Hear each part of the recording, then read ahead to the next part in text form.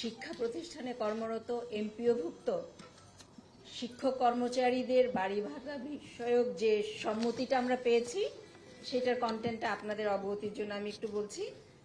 যে হারটা নির্ধারণ করার বিষয়ে অর্থ বিভাগ সম্মতি দিয়েছে সেটা হলো 1 নভেম্বর 2025 তারিখ হতে মূল বেতনের 7.5% হারে সর্বনিম্ন 2000 টাকা এবং 1 জুলাই 2026 তারিখ হতে উক্ত 7.5% অতিরিক্ত আরও 7.5% অর্থাৎ মূল বেতনের সর্বমোট 15% হারে সর্বনিম্ন 2000 টাকা নির্ধারণ করা হয়েছে। এই সম্মতিটা পেয়েছি।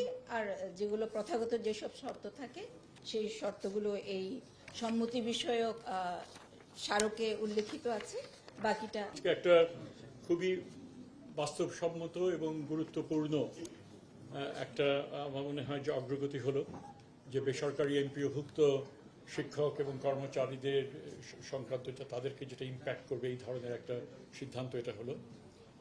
এবং আমি এই মন্ত্রণালয়ের দায়িত্বপ্রাপ্ত যেদিন থেকে হয়েছিলাম সেই দিন থেকে শুরু করে সবসময়ই আমি যেই কথাটা বলে এসেছি সেটা হচ্ছে যে শিক্ষকরা মানে গুরুত্বপূর্ণ ভূমিকা আমাদের দেশ গঠনে তারা ভূমিকা রাখছেন এবং এটাকে অস্বীকার করা যায় না যে তাদের যে বেতন কাঠামো এবং অন্যান্য সুযোগ সুবিধাদি সেটা যথেষ্ট রকমভাবে কম এবং আমরা এবং সেই বিষয়ে আমরা সচেষ্ট হব এবং থাকব যতটুকু সম্ভব এটা করা। এবং একই বার্তা আমরা শিক্ষক দিবসেও এই বার্তা আমি দিয়েছিলাম। কাজে আমাদের দিক থেকে এই ব্যাপারে কোনো ত্রুটি ছিল না, আমরা চেষ্টা করেছি। এবং সেই দাবি এখানে যেই কথাটা বলা দরকার যে যতই আমরা চাই না কেন আলটিমেটলি আমাদের মনে রাখতে হবে এমন এক সময় এই সরকার দায়িত্ব গ্রহণ করেছেন ছিল যেই পরিমাণ দাবি ছিল তার যৌক্তিকতা নিয়ে আমাদের কখনোই কোনো সংশয় ছিল না। অবশ্যই যুক্তিযুক্ত দাবি ছিল, কিন্তু সেটা পূরণ করা ছিল অন্যান্য শর্ত সাপেক্ষে আমাদের সম্পদ কতটুকু রয়েছে সে কথাটাই বারবার আমরা বলেছি যে এবং সেই পরিপ্রেক্ষিতেই অর্থ মন্ত্রণালয়ের ছাড় অতীতে যেটাই পরবর্তীকালে তারা যেটা দিলেন 5% এবং সেটাই আমাদের পক্ষে এই বাজেটে সম্ভব সেটাই আমরা বলেছিলাম। কিন্তু আমরা মানসিকভাবে আমরা সকলেই আমরা জানি যে এটা আরও বেশি তাদের প্রাপ্য ছিল। তারা সেই দাবি দাবা অব্যাহত রেখেছিলেন। পরে আমি অন্য মন্ত্রণালয়গুলোর সঙ্গে কথা বলা, উপদেষ্টা পরিষদে কথা বলা এবং সর্বশেষ প্রধান উপদেষ্টার সাথে কথা বলে কয়েক দফায় এখানে আলাপ আলোচনা হয়েছে অন্যান্য উপদেষ্টাদের নিয়ে। এবং অবশ্যই আমরা এই ক্লিয়ারেন্সটা এখন এটা আমরা যেটা পেলাম যেটা আমাদের এটা করতে হবে এবং সেই প্রেক্ষিতেই আজকের এই ঘোষণা যেটা হলো যে 5% থেকে 5.5% এই 7.5% এই বছর এবং আগামী বছর এটা পুরোটা উন্নীত হয়ে 15% সেটা হবে। সো আমরা খুশি যেটা হয়েছে এবং আলাপ আলোচনা হয়েছে এবং সবকিছুর প্রেক্ষিতে গুরুত্বপূর্ণ এটা একটা অর্জন এই সেক্টরের আমরা মনে করি এবং আশা করি যে এটা আমাদেরকে এখন শিক্ষকরা তারা কর্মক্ষেত্রে ফিরে যাবেন এবং যেই উদ্দেশ্যে এটা হয়েছে সেটা হচ্ছে শিক্ষার্থীরা তারা যেন এই সুযোগ এটা পেতে পারেন এবং তার ভালো শিক্ষা হোক, হ্যাঁ, শিক্ষার মান উন্নয়ন ঘটুক অবশ্যই আমরা চাই। এবং আমরা আশা করি পরবর্তীকালে সরকার যারা গঠন করবেন এই যে ধারাবাহিকতা এই প্রেক্ষিতে শিক্ষার্থী আরও উত্তরোত্তর তারা অন্যান্য সুযোগ সুবিধা তারা এটা দিতে তারা অপারগ হবেন না এবং এই ধারাবাহিকতা তারা বজায় রাখবেন। আমি এটুকুই বলছি।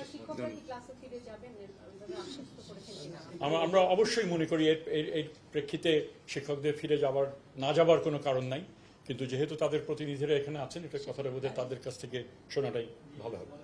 আসসালামু আলাইকুম রহমতুল্লাহ।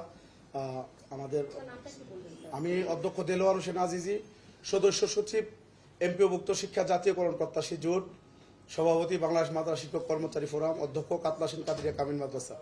আমাদের আজকের এই আলোচনা সভায় উপস্থিত আমাদের অভিভাবক, আমাদের শিক্ষা উপদেষ্টা স্যার, সচিব স্যাররা এখানে আছেন, পদস্থ কর্মকর্তারা মন্ত্রণালয়ের, গোয়েন্দা সংস্থার বিভিন্ন সদস্যরা আছেন পদস্থ এবং আইন শৃঙ্খলার বিভিন্ন বাহিনীর আছেন সদস্যরা, মিডিয়ার ভাইয়েরা এবং আমাদের সহযোদ্ধারা। আসসালামু আলাইকুম রহমতুল্লাহ। আমরা অত্যন্ত আনন্দিত যে আজকে বাংলাদেশের ইতিহাসে, বিশেষ করে এমপিভুক্ত শিক্ষকদের ইতিহাসে এটা একটা মাইল ফলক হয়ে থাকবে বলে আমরা বিশ্বাস করি। আর স্বাধীনতার পর থেকে আমাদের শিক্ষকদেরকে যে বাড়ি ভাড়াটা দেওয়া হতো মাত্র 1,000 টাকা, একেবারেই অপ্রতুল। এটা বিশ্বের কোথাও, বাংলাদেশ কেন, কোথাও মানে 1,000 টাকা দিয়ে বাড়ি ভাড়া, এটা কল্পনা করা যায় না। তো সেই জায়গা থেকে আজকে যে উত্তরণ আপনারা ইতিমধ্যে শুনেছেন যে আমাদের এখন 7.5% এখন থেকে আপনার কার্যকর হবে, আর বাকিটা আগামী নভেম্বর থেকে আগামী থেকে হবে। এটা অলরেডি আপনার প্রজ্ঞাপন উল্লেখ করা আছে। তো আমাদের তো দাবি ছিল 3টে, আপনারা সবাই জানেন, 20% বাড়ি ভাড়া, আর মেডিকেল আপনার 1500 টাকা, আর আমাদের যে কর্মচারীদের জন্য 75% উৎসব ভাতা। কিন্তু সরকারের সামর্থ্য, এটাও আমাদের বিবেকবান শিক্ষক হিসাবে আমরা এটা বিবেচনায় নিয়েছি। আমাদের সাথে সরকারের পক্ষ থেকে যারা আলোচনা করেছেন, ওনারা অনুরোধ করেছেন, ওনারাও কিছুটা এগিয়ে এসেছেন, আমরাও এগিয়ে এসেছি। সব মিলে আমরা একটা সুন্দর সমাধান হয়েছে। আমরা 6 লক্ষাধিক শিক্ষক পরিবারের পক্ষ থেকে আমাদের অভিভাবক, মাননীয় শিক্ষা উপদেষ্টা স্যার এবং সচিব স্যার যারা আছেন, এবং মাননীয় প্রধান উপদেষ্টা স্যার, অর্থ উপদেষ্টা স্যার সহ যারা আছেন, আমরা তাদেরকে আমাদের পক্ষ থেকে আমরা ধন্যবাদ জানাচ্ছি। আমরা জানি স্যার অনেক কষ্ট করেছেন আমাদের এই বিষয়গুলো নিয়ে, আর আন্দোলন না করলে আসলে স্যারের পক্ষেও এটা কিন্তু মন্ত্রণালয় দিয়ে বের করে আনা খুব কঠিন হইতো। আমরা প্রেশার ক্রিয়েট করার কারণে স্যারের পক্ষে সহজ হয়েছে, সরকারের পক্ষ থেকে হয়তো এটা বের করে আনা। তো আমরা বিশ্বাস করি এমপিওভুক্ত শিক্ষা যতদিন থাকবে স্যারের নামটা ঘুরে ফিরে আসবে, যে এমপিওভুক্ত শিক্ষকরা 55 বছর পরে প্রথমবারের মতো পার্সেন্ট আকারে বাড়ি ভাড়া পেয়েছে স্যারের মাধ্যমে। আমরা বিশ্বাস করি স্যার এবং স্যারের টিম যারা আছেন ওনাদের কথাগুলো হয়তো ঘুরে ফিরে আসবে। আমরা হয়তো একসময় স্মৃতিচারণ করবো যে আমরা এইভাবে মিটিং করেছিলাম, কারা কারা ছিল, হয়তো আমরা এগুলো স্মৃতিচারণ এক সময় করবো। তো আমি স্যারকে আমরা অনেক কষ্ট করছি, এটাও স্যার বলছেন, আমাদের অসহনীয় কষ্ট করছি। কারণ শহীদ মিনারের মতো জায়গায় একেবারে খোলা, আপনার ওখানে দাঁড়ায় থাকা যে কি কষ্টের, এটা সাংবাদিক ভাইরা আপনারা নিজেরাও ছিলেন। তো আমাদের কষ্টের জায়গা থেকে হয়তো আমাদের শব্দ চয়নে দু একটা ভুলভ্রান্তি হয়েছে, এটা আমরা স্বীকার করি। আমরা আমাদের অভিভাবক হিসাবে, এবং আমরা যেহেতু ওনার সন্তান তুল্য, আমরা স্যারের কাছে আমরা ক্ষমা চাই। স্যার অবশ্যই ক্ষমার দৃষ্টিতে দেখবেন আমাদের প্রতি। আরেকটা বিষয় হচ্ছে, সেটি হচ্ছে আমাদের আমরা ইনশাল্লাহ আমরা এখানে ঘোষণা দিচ্ছি যে আমরা আগামীকালকে থেকে আমাদের শ্রেণীকক্ষে ফিরে যাবো ইনশাল্লাহ। আমরা হ্যাঁ ওইটা স্যার ওখানে ব্রিফ করবো। আরেকটা বিষয় বলি, আমরা তো শহীদ মিনারকে ব্রিফ করব, তো ওখানে আমাদের যে ক্ষতি হয়েছে বাচ্চাদের, যে কয়টা দিন আপনার এখানে 8 দিনের মতো ক্লাস হয়নি, ওইটার ব্যাপার আমরা একটা বিষয় খস আলোচনা করেছি আমাদের সহযোদ্ধা যারা আছেন, আমরা মিলে ওইটা আমরা ডিসকাস করবো আমাদের শহীদ মিনার ওখানে।